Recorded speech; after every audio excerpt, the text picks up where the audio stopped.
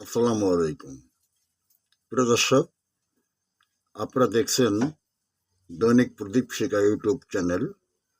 এখন আমাদের সঙ্গে যুক্ত হচ্ছেন তারেক রহমান তার ভারত সফরের ব্যাপারে এত টালবাহানা করছেন কেন?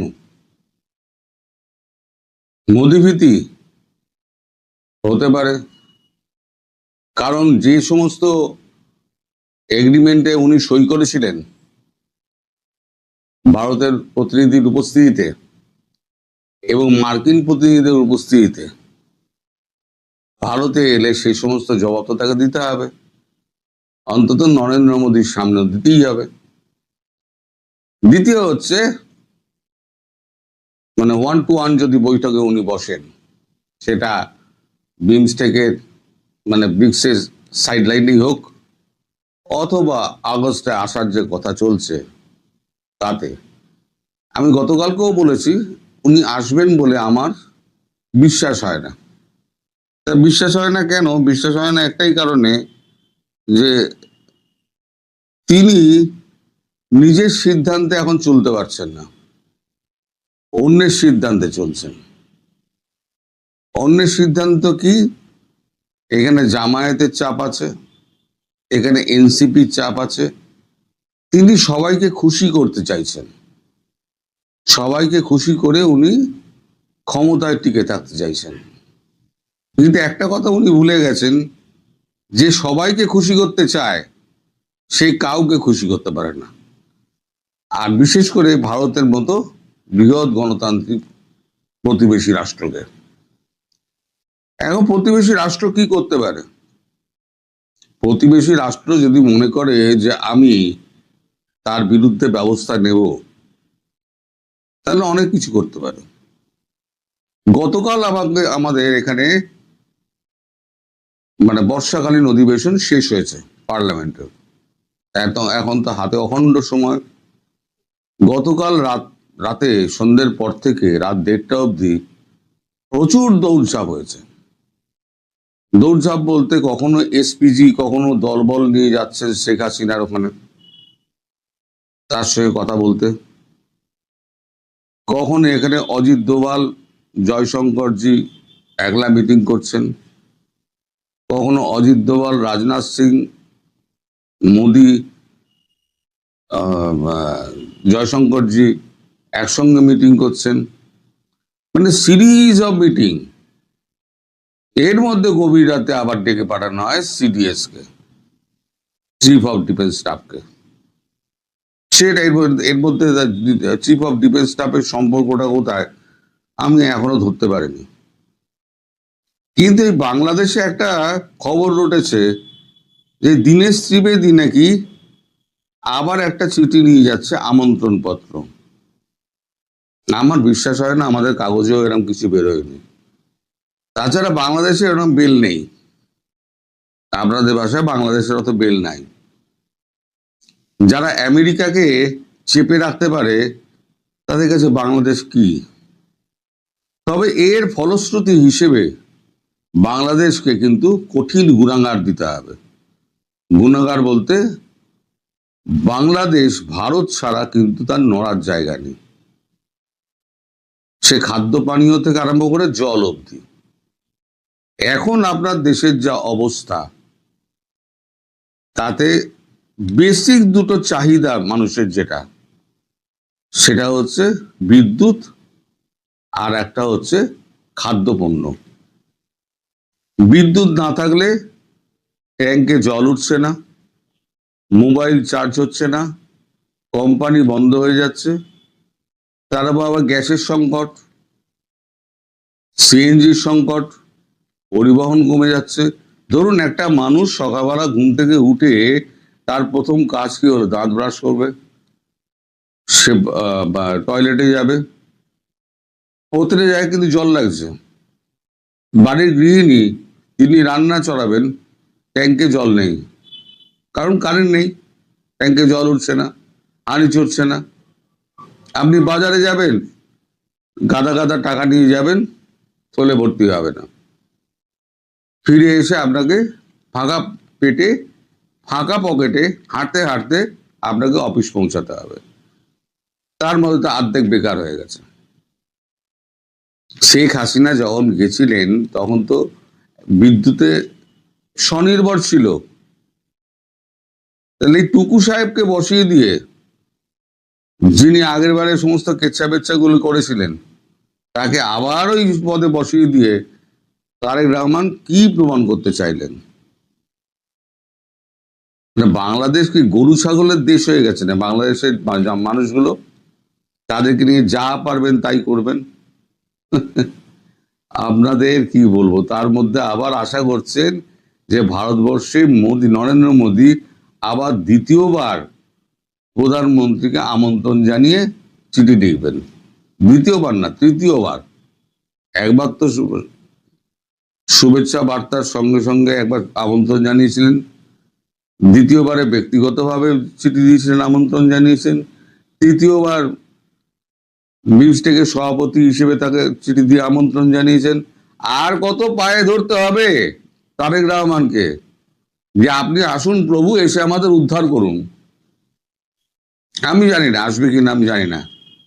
তবে আপনাদের সেই পররাষ্ট্র উপদেষ্টা আছে না, না প্রতিমন্ত্রী শামা ওবায়েদ, তিনি একটা প্রেস কনফারেন্স করেছেন।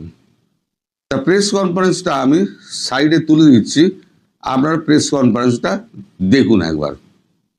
আছেন তার মধ্যেই যদি সবকিছু মেলে অবশ্যই ভারত সফর হবে, জাপান সফর হবে, সব সফরই হবে, সেটা দেখা যাক। আমি আবারও বলছি, আমরা সকল দেশ সফরের ক্ষেত্রেই আমরা বাংলাদেশ সরকার পজিটিভ আছে, কিন্তু এটা নির্ভর করবে মাননীয় প্রধানমন্ত্রীর সময়ের উপরে এবং দুই দেশের আলোচনার কতটুকু আগাচ্ছে সেটার।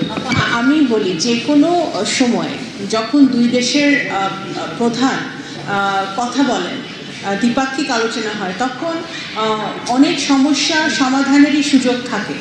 সেই সুযোগটা তো আছেই, রয়ে গেছে, এবং ভারতের দিক থেকেও উচিত হবে সেই সুযোগের সদ্ব্যবহার করা। আশা করি এর থেকে আপনাদের কাছে প্রমাণ হলো যে আগস্টে আসারই এখনো কোনো পরিকল্পনা স্থির হয়নি। উনি নিজে মুখে বলছেন উনি নাকি জাপান সফর যাবেন, জাপানের প্রধানমন্ত্রীকে নাকি আমন্ত্রণ জানিয়েছেন, তিনিও নাকি আসবেন। সবই খাতায় কলমে। গাঁজাগুলিতে তো একেবারে ওস্তাদ, যেরাম পারে গাঁজাগুলি খাইয়ে দেয় লোককে। কিন্তু গাঁজাগুলি খাওয়ালেই তো আর লোকে তো আর আপনার হবে না, মানে ভিজবে না, চিড়ে ভিজবে না। আর এই যে আপনার যে শেখ হাসিনা যাচ্ছেন, যার ব্যাপারে এত দৌড়দৌড়ি চলছে, প্রাণান্তকর দৌড়দৌড়ি চলছে, তার মানে কি সময় কি একদম শেষ প্রান্তে এসে গেছে? কারণ মার্কিন যুক্তরাষ্ট্র দেরি করতে চাইছে না। লাস্ট যে মিটিংটা করে গেছিলেন আমাদের এখানে সার্জিও গোর, তিনি পরিষ্কার বলেছেন আমরা আর দেরি করতে চাইছি না। দেরিটার কারণ না, এ করার কারণটা হচ্ছে গিয়ে যত দেরি হবে তত ইরান যুদ্ধ তত পাকাবে, এবং ওখান থেকে একটা সম্মানজনক নিষ্কৃতি পেতে চাইছে আমেরিকা, আর সঙ্গে সঙ্গে ট্রেড ডিলটা। এখন ভারত ছাড়া কে করবে? ভারত রাশিয়ার বন্ধু, চীনকে তো চীন তো আমাদের সাহায্য করবে না। রাশিয়া যদি চীনকে বলে তাহলে চীন কিন্তু চুপ করে যাবে, অস্ত্র সাহায্য করবে না। কিন্তু আবার ওদিকে ইউক্রেনকে বন্ধ করতে হবে, সেটা ওরা বলেছে, আমেরিকানরা বলেছে যে না, আমরা ইউক্রেনের সাহায্যটা আমরা বন্ধ করে দেবো। তাহলে কি হলো? এদিকে ইরান যুদ্ধটা থেকে পিসফুলি বেরিয়ে এলো, সম্মানজনক একটা সেফ এক্সিট পেল, আর একটা হচ্ছে ইউক্রেন থেকে মানে ওদেরকে বেরিয়ে যাওয়া, আমেরিকার বেরিয়ে যাওয়া, ইউরোপের অর্থ সাহায্যটা কেটে দেওয়া। তাহলে আমি বলেছিলাম জেলেনস্কি যেরকম পালাতে হবে, একেও লন্ডন পালাতে হবে। কারণ পাবলিক আস্তে আস্তে পাবলিকের মুড যে ঘুরছে, এখন তো প্রকাশ্যে বলছে যে আমাদের সময়তে শেখ হাসিনা যখন ছিলেন তখন আমরা অনেক ভালো ছিলাম। আগে কানে কানে বলতেন, চায়ের আড্ডায় বলতেন, এখন প্রকাশ্যে বলছেন। কজনকে আপনারা জেলে ভরবেন? 18 কোটি মানুষকে তো আর জেলে ভরতে পারবেন না। এই যে আমাদের এত যে লোকজন গেলেন, গোয়েন্দা প্রধান গেলেন, বরাক জৈন, তা আপনাদের যারা ওই দিল্লি না ঢাকা, স্বৈরাচারী মানবো না, দাদাগিরি মানবো না, ভারতের করদ রাজ্য হয়ে থাকবো না, যারা রাস্তা গরম করতেন, তাদের তো একজনকেও দেখা গেল না। ওই তারা কোথায় গেলেন? আসলে আমি বলেছি না, কাগুজে বাঘ, এরা হচ্ছে কাগুজে বাঘ।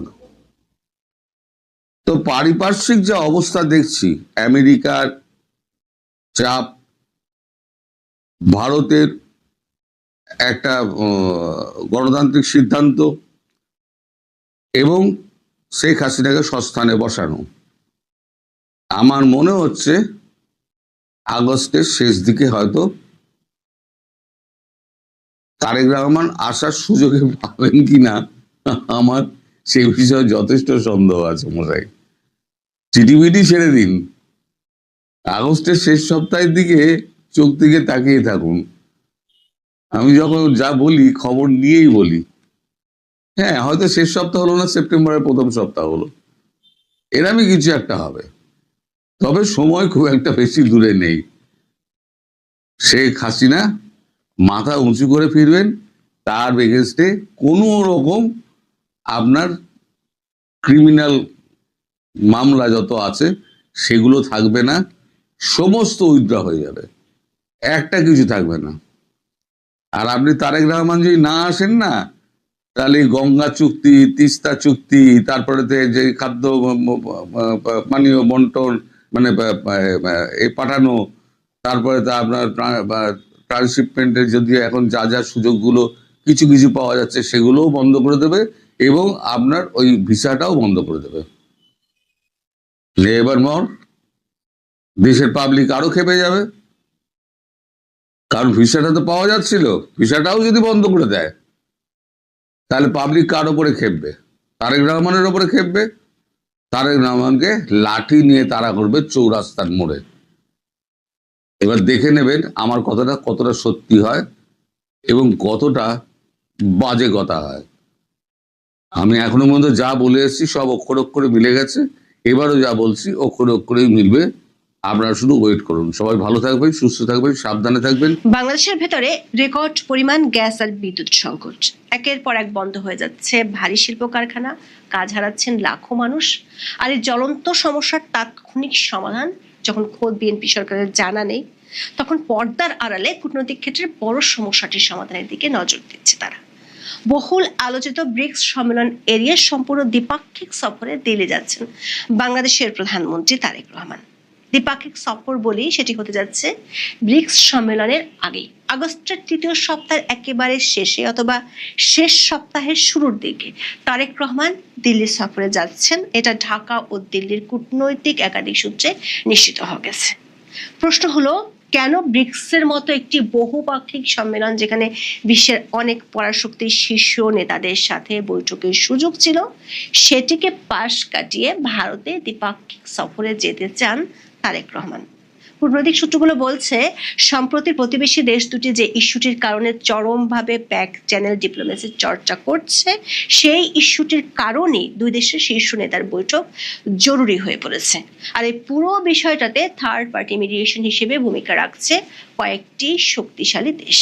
বিস্তারিত জানতে চলুন যাওয়া যাক বিশ্লেষণ। ক্ষমতা হারানোর 2 বছরের মাথায় গত 5ই আগস্ট বাংলাদেশের সাবেক প্রধানমন্ত্রী শেখ হাসিনা প্রথমবারের মতো ভার্চুয়াল সংবাদ সম্মেলনে অডিও বক্তব্য এবং সাংবাদিকদের প্রশ্নের জবাব দিয়ে হইচই ফেলে দিয়েছিলেন। তার বক্তব্য থামাতে প্রথমে ভারত সরকারকে অনুরোধ করেও কোনো ফল পায়নি বাংলাদেশ সরকার।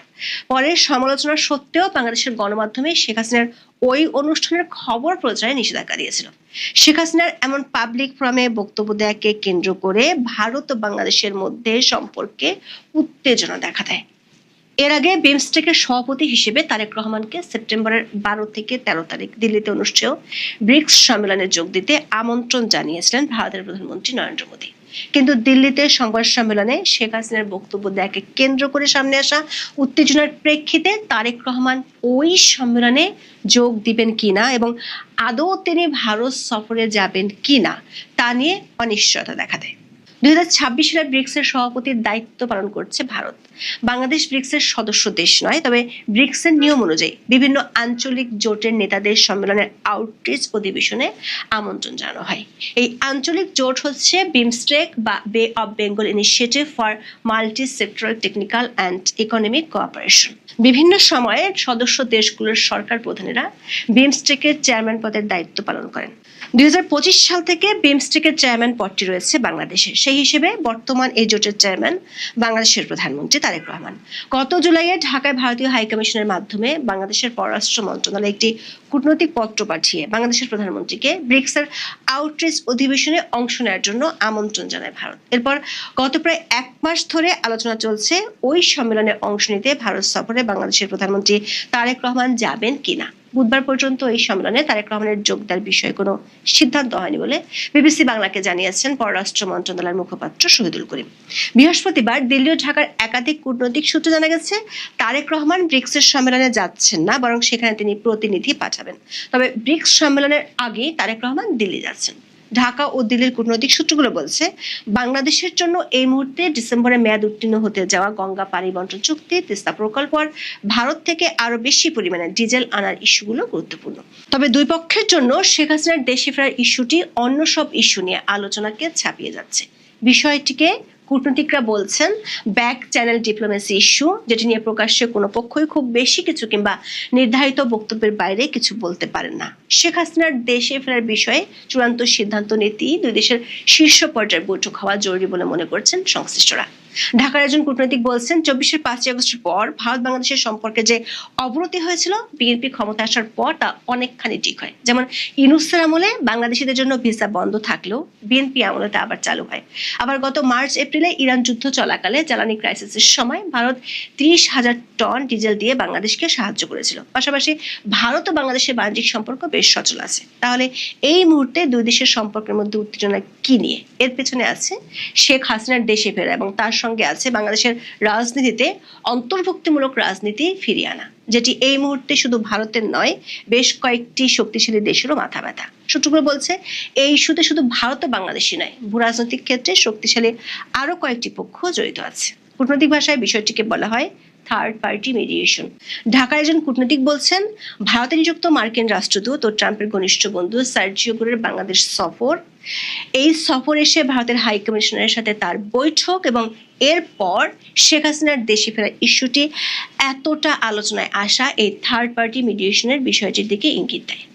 ওই কূটনৈতিক মনে করেন, শেখ হাসিনার দেশে ফেরার ইস্যুটি এখন ভারত ও বাংলাদেশের জন্য সবচেয়ে ক্রিটিক্যাল ইস্যু হয়ে যাওয়ার জটটি খুলছে ওই পরাশক্তিগুলো। বাংলাদেশের সাবেক প্রধানমন্ত্রীকে দিল্লিতে সংবাদ সম্মেলনে অংশ নিতে দেওয়ার মাধ্যমে ভারত সরকার বাংলাদেশের সরকারকে বার্তা দিয়েছে, দুই দেশের মধ্যকার আলোচনা শেখ হাসিনা ইস্যু শুরু না করে হওয়ার আশা ক্ষীণ। কিন্তু বাংলাদেশের অভ্যন্তরীণ রাজনৈতিক প্রেক্ষাপট ও পরিস্থিতির কারণে বিষয়টি নিয়ে দুপক্ষ থেকে আনুষ্ঠানিকভাবে কিছু বলা সম্ভব নয়। নয়াদিল্লিতে বাংলাদেশ হাইকমিশনের দায়িত্ব পালন করছেন এমন একজন সাবেক কূটনৈতিক বলছেন, যখন কোনো জটিল ও স্পর্শকাতর ইস্যু নিয়ে দুই দেশের আনুষ্ঠানিক সম্পর্কের বাইরে বা অপ্রকাশ্য চ্যানেলে, যেমন গোয়েন্দা সংস্থা, বিশেষ দূত বা বিশ্বস্ত মধ্যস্থতাকারীদের মাধ্যমে সংবেদনশীল বিষয়ে আলোচনা চালায়, সেটি হলো ব্যাক চ্যানেল কূটনীতি। গত 9 আগস্ট ভারতের গোয়েন্দা সংস্থা রয়ের 4 জন শীর্ষ কর্মকর্তা বাংলাদেশে এসেছিলেন। আর তারা যেদিন বাংলাদেশ সরকারের শীর্ষ ব্যক্তিদের সাথে বৈঠক করেছেন, সেদিন ভারতের হাইকমিশনার দীনেশ ত্রিবেদী বাংলাদেশের প্রধানমন্ত্রীর সাথে বৈঠক করেছেন। সেদিনই আবার দীনেশ ত্রিবেদী দিল্লি যান এবং সেখানে তিনি ভারতের প্রধানমন্ত্রী নরেন্দ্র মোদীর সাথে বৈঠক করেন।